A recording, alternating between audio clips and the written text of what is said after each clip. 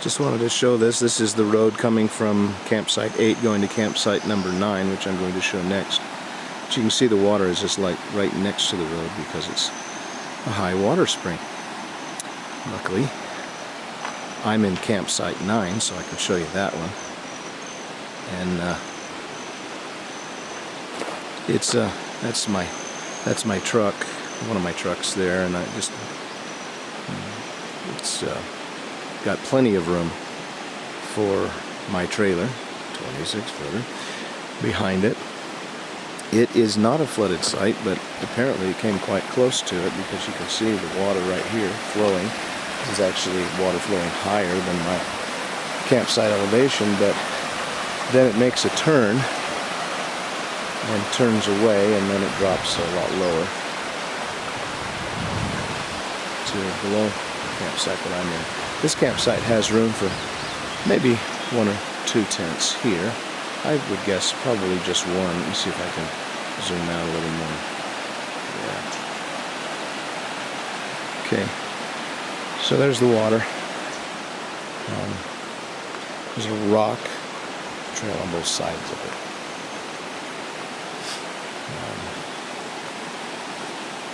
Again, the river is pretty close. I kind of liked it that way. I was able to scoop up a pot of water and boil it for washing dishes. And then I happened to bring about 2 jugs of 5 gallons, 10 gallons of water with me. I only brought the water to weight down the jugs because I thought I could just fill the jugs up here. I'm glad I did that. This has got a nice picnic table. I've got my tent. That's about an 8 by 12 and picnic table. Got my cooker here and a fire pit. Looks like the logs that I tried to burn last night were just scrap from around here. It was probably a little wet, but I did bring my own in. Nice big area. Good size for me. Could probably fit another tent here, but it'd have to be pretty small next to my tent. Tree. This has got a trail, and I'll go down this way into campsite 10.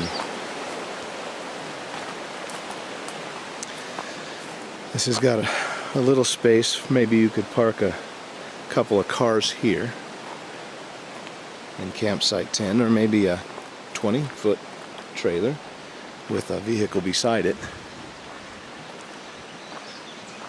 Post for campsite 10. I like the mixture of Quakeys and pines in this area. Just a little trail that goes off into campsite 10, and I'm trying to catch that butterfly. You saw me coming.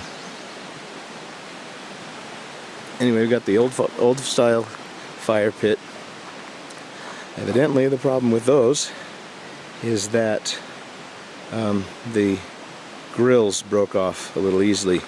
You know, if a lot of weight, like a couple of kids jumping up and down after it was warmed up sufficiently, could break those off. So they've also got these cooking pits here that they're, I guess, either they had both or replacing. This one actually looks pretty old to me. This is the water. They didn't put a bag on this one, and you can see that it's flowing. And,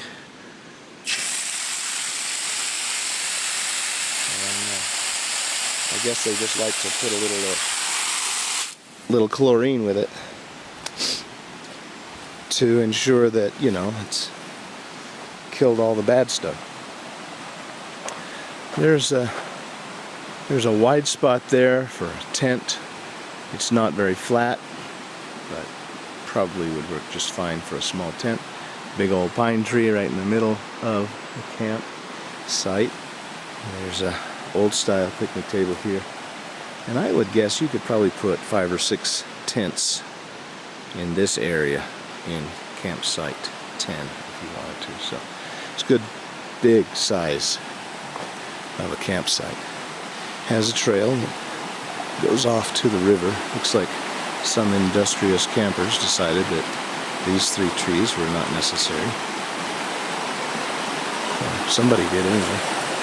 Again, it goes right to the river, which is pretty turbulent right now. But it's kind of nice that each of these sites has access to the river. Again, campsite number 10 from a different perspective.